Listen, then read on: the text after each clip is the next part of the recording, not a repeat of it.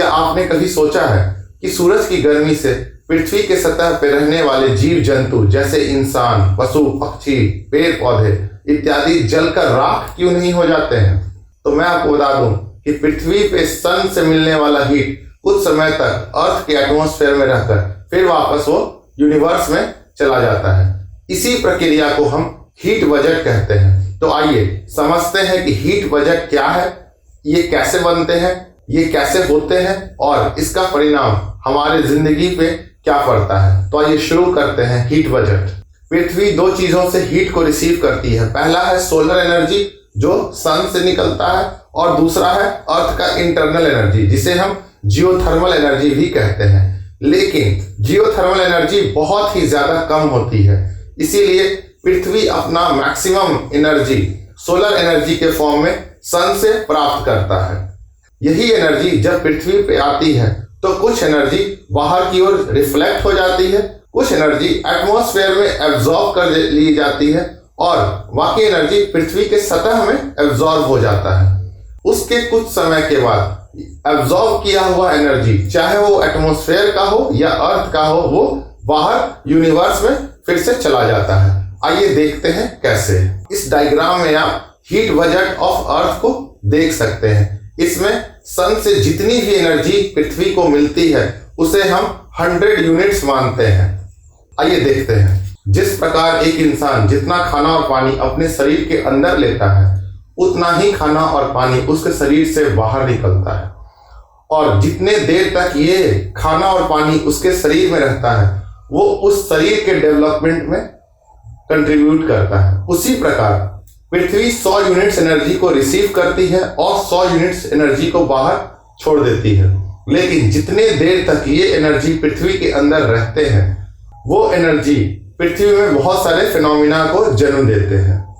तो आइए अब समझते हैं कि पृथ्वी 100 यूनिट्स एनर्जी को लेने के बाद क्या करती है। जब सोलर रेडिएशन पृथ्वी पे आता है तो पृथ्वी के एटमॉस्फेयर में जो बादल हैं, जो डस्ट पार्टिकल्स हैं, जब सोलर रेडिएशन अर्थ के एटमॉस्फेयर में आते हैं तो अर्थ के एटमॉस्फेयर में जो डस्ट पार्टिकल्स हैं और जो क्लाउड्स हैं वहां पे सोलर रेडिएशन उनसे टकराकर बाहर की ओर जाते हैं। और तो और सोलर रेडिएशन जब पृथ्वी के सतह पे टकराते हैं वो भी टकराकर बाहर की ओर चले जाते हैं, जिसे हम एल्बिडो इफेक्ट कहते हैं। आइए इस डायग्राम से हम समझते हैं। ये डायग्राम आपको अर्थ के एल्बिडो इफेक्ट के बारे में समझाता है। जब सन से सोलर रेडिएशन पृथ्वी की ओर बढ़ता है तो अगर पृथ्वी का सतह स्नो है तो वो सोलर रेडिएशन को बाहर की ओर रिफ्लेक्ट करता है और कितना 80 to 90% वो बाहर रिफ्लेक्ट हो जाता है। लेकिन जब ये ग्रासेस या माउंटेन्स पे सोलर रेडिएशन आता है तो सिर्फ 20% ही रिफ्लेक्ट होता है। तो हम ये कह सकते हैं कि स्नो का एल्बिडो ज्यादा है और माउंटेन्स ग्रासेस का एल्बिडो कम है। इसी तरीके से जब सोलर रेडिएशन क्लाउड्स पे पड़ता है तो भी ये रिफ्लेक्ट होता है, जो कि हम हीट बजट ऑफ अर्थ में देखते हैं। अब हम इस डायग्राम को समझते हैं। ये है मेरा सन से आता हुआ इनकमिंग रेडिएशन जिसे हम 100 यूनिट्स मानते हैं। अब जब ये इनकमिंग रेडिएशन क्लाउड से टकराता है तो ये 23 यूनिट्स इसका बाहर चला जाता है, जो कि आप यहाँ पे देख सकते हैं। दूसरा, एटमॉस्फेयर में कुछ डस्ट पार्टिकल्स भी होते हैं।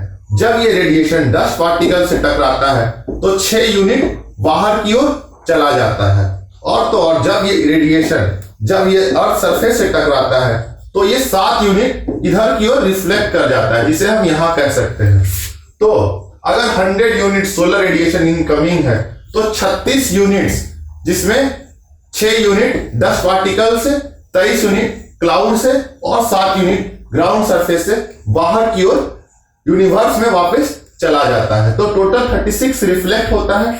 बाकी 64 यूनिट्स अर्थ में एब्जॉर्ब कर लिए जाते हैं। 64 यूनिट में 17 यूनिट अर्थ के एटमॉस्फेयर में ऑब्जर्व हो जाता है और 47 यूनिट अर्थ के सरफेस में एब्जॉर्ब कर लिया जाता है, जो कि आप यहाँ पे देख सकते हैं। मैं आपको एक बात बता दूं कि एनसीईआरटी है, जीसी लियोंग है या कोई और किताबों में देखेंगे 1-2 यूनिट इधर उधर हो सकता है, आपको घबराने की जरूरत नहीं है। ये डायग्राम बिल्कुल परफेक्ट है।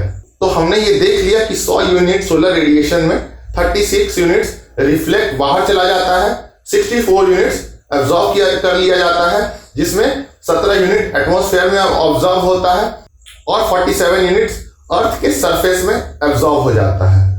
जो 17 यूनिट्स एटमॉस्फेयर में एब्जॉर्ब कर लिया गया है वो एटमॉस्फेयर के क्लाइमेट को गर्म या ठंडा करता है।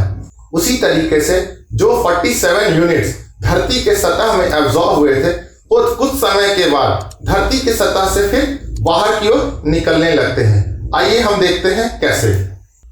आप इस डायग्राम में देख सकते हैं कि कोई भी गर्म किया हुआ ऑब्जेक्ट, जैसे कि यहाँ पे गैस पे हम एक कंटेनर को गर्म कर रहे हैं, तो आप ये जानते हैं कि जब हम यहाँ पे हीट करेंगे तो कंटेनर सबसे पहले गर्म होगा। अगर हम कंटेनर को यहाँ टच करेंगे तो हमें ये हीट मिलेगा।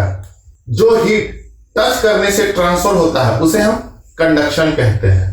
और तो और जब हम इस पानी को गर्म करेंगे तो नीचे ज्यादा गर्म होगा और ऊपर ठंडा रहेगा, इसीलिए गर्म हुआ पानी नीचे का वो ऊपर की ओर बढ़ेगा, ऊपर की ओर बढ़ेगा और जो ऊपर का ठंडा पानी है वो नीचे की ओर आने लगेगा और ये एक साइक्लिक प्रोसेस बनाएगा। इस हीट ट्रांसफर में जिसमें नीचे गर्म पदार्थ ऊपर की ओर जाते हैं, ऊपर के ठंडे पदार्थ नीचे की ओर आते हैं, उसे हम कन्वेक्शन कहते हैं। तीसरा है रेडिएशन। अगर आप अपना हाथ किसी जलते हुए स्टोव के आग के सामने रखिएगा तो आप पाइएगा कि यहाँ पे आपको गर्म लगता है। क्यों? क्योंकि जो आग है वो इलेक्ट्रोमैग्नेटिक रेडिएशन एमिट करती है। सूरज के केस में क्योंकि सूरज का टेम्परेचर बहुत ज्यादा है इसीलिए शॉर्ट वेव रेडिएशन एमिट करती है, और जब धरती गर्म हो जाती है तो धरती इसी रेडिएशन को फिर बाहर की ओर लॉन्ग वेव रेडिएशन के फॉर्म में एमिट करती है। तो हमने इस डायग्राम से ये सीखा कि कोई भी गर्म हुआ ऑब्जेक्ट 3 मेन प्रोसेस से अपना हीट बाहर की ओर एमिट करता है। पहला है कंडक्शन, दूसरा है कन्वेक्शन, तीसरा है रेडिएशन। पृथ्वी भी जब गर्म होती है तो इन 3 प्रोसेस से ही अपने हीट को बाहर की ओर एमिट करती है। आइए देखते हैं कैसे। अर्थ का सरफेस जो 47 यूनिट्स ऑफ हीट को एब्जॉर्ब किया था वो भी उन्हीं 3 हीट ट्रांसफर के मैकेनिज्म का यूज करके कुछ हीट को अर्थ के एटमॉस्फेयर में ट्रांसफर करती है और कुछ हीट को डायरेक्टली यूनिवर्स में ट्रांसफर करती है। आइए देखते हैं कैसे। आप ये देख रहे हैं कि अर्थ 47 यूनिट्स हीट को एब्जॉर्ब किया। अर्थ के सरफेस से कांटेक्ट में एयर के लेयर्स आते हैं, तो यहाँ का हीट एयर के लेयर में कांटेक्ट या टच के कारण चला जाता है, जिसे हम कंडक्शन कहते हैं। तो 2 यूनिट्स हीट का अर्थ के सरफेस से अर्थ के एटमॉस्फेयर में जाता है कंडक्शन के माध्यम से। दूसरा है कन्वेक्शन। अर्थ के सरफेस का हीट होने के कारण अर्थ के लेयर्स जो नीचे हैं वो हीट हो जाते हैं और वो ऊपर की ओर उठ जाते हैं और ठंडे ऊपर के एयर नीचे की ओर आते हैं, जिसे हम कन्वेक्शन कहते हैं। तो अर्थ का सरफेस कन्वेक्शन के माध्यम से 23 यूनिट्स का हीट को ऊपर की ओर एटमॉस्फेयर में भेजता है। तीसरा है रेडिएशन। अर्थ का सरफेस लॉन्ग वेव रेडिएशन से 14 यूनिट हीट को अर्थ के एटमॉस्फेयर में भेजता है। तो हम ये देखते हैं कि 23 + 14 + 2 यानी कि 39 यूनिट्स जो हीट है वो अर्थ का सरफेस से अर्थ के एटमॉस्फेयर में चला जाता है। और तो और अर्थ का सरफेस 8 यूनिट हीट को डायरेक्टली यूनिवर्स में रेडिएट करके भेज देता है। तो हमने ये देखा कि अर्थ का एटमॉस्फेयर जब इनकमिंग सोलर रेडिएशन था तो 17 यूनिट हीट को एब्जॉर्ब किया था और अर्थ का सरफेस 39 यूनिट हीट को अर्थ के एटमॉस्फेयर में भेजता है। कुछ समय पे रहने के बाद ये 17 यूनिट और ये 39 यूनिट्स दोनों अर्थ के यूनिवर्स में एटमॉस्फेयर से चले जाते हैं, यानी कि टोटल 56 यूनिट्स हैं। तो हम ये देखते हैं कि 56 यूनिट्स अर्थ के एटमॉस्फेयर से यूनिवर्स में जाते हैं और 8 यूनिट्स डायरेक्टली अर्थ के सरफेस से यूनिवर्स में चले जाते हैं, यानी कि 64 यूनिट्स। तो अब आप अगर पूरा हीट बजट देखें तो 100 यूनिट का इनकमिंग रेडिएशन होता है, जिसमें 36 यूनिट्स तुरंत रिफ्लेक्ट हो चले जाते हैं। बचे हुए 64 यूनिट्स, इनमें से 17 यूनिट्स अर्थ के एटमॉस्फेयर में जाते हैं, 47 यूनिट्स अर्थ के सरफेस में जाते हैं। 47 यूनिट्स में 39 यूनिट्स अर्थ के एटमॉस्फेयर में जाते हैं और फिर 17 और 39 यानी कि 56 यूनिट्स यूनिवर्स में एटमॉस्फेयर से चले जाते हैं और 8 यूनिट्स अर्थ के सरफेस से यूनिवर्स में जाता है, यानी कि 64 यूनिट्स। तो आप ये देखें कि अर्थ ने 64 यूनिट्स को एब्जॉर्ब किया था और 64 यूनिट्स को रेडिएट किया, बाकी 36 यूनिट्स जैसे आए थे वो रिफ्लेक्ट होकर चले गए। तो इससे हम ये समझते हैं कि 100 यूनिट्स ऑफ एनर्जी अर्थ के अंदर आता है, कुछ समय तक अर्थ के सरफेस और अर्थ के एटमॉस्फेयर में रहता है और रहने के बाद ये वापस यूनिवर्स में चला जाता है। और तो और ये 100 यूनिट्स ऑफ एनर्जी पूरे पृथ्वी पे एक समान नहीं आते हैं, यानी कि सभी लैटिट्यूड पे वो एक समान नहीं आते हैं। आप इस डायग्राम में देखें तो हम ये देखेंगे कि 0 से 45 डिग्री नॉर्थ और साउथ में जो एनर्जी है वो ज्यादा है, वो सरप्लस एनर्जी आ रहा है, यानी कि जितनी एनर्जी आ रही है उससे कम एनर्जी बाहर की ओर जा रही है। और 45 डिग्री से 90 डिग्री साउथ तक जो एनर्जी है डेफिसिट है, यानी कि कम एनर्जी यहाँ पे पहुंच रहा है और ज्यादा एनर्जी बाहर की ओर जा रहा है। ये कैसे हो सकता है? क्योंकि एनर्जी तो कांस्टेंट है, जितना आ रहा है उतना ही जा रहा है। ये तभी संभव है जब यहाँ का सरप्लस एनर्जी जो 45 डिग्री नॉर्थ से 45 डिग्री साउथ के बीच में पाया जाता है, ये एनर्जी किसी भी माध्यम से, चाहे वो एटमॉस्फेयर के विंड के मूवमेंट के माध्यम से हो या ओशन करंट के माध्यम से हो या कोई और माध्यम से हो, उस माध्यम से यहाँ का जो हीट है सरप्लस वो यहाँ के डेफिसिट हीट के ओर ट्रांसफर हो। तो जब हम प्लैनेटरी विंड मोशन या ओशन करंट के मोशन को देखते हैं तो हम ये कह सकते हैं कि सन के एनर्जी डिफरेंस के कारण ही ये विंड्स और ओशन करंट्स का मूवमेंट एक जगह से दूसरे जगह पे होता है, ताकि एनर्जी पूरे पृथ्वी पे रीडिस्ट्रीब्यूट होके समान होने की कोशिश करे।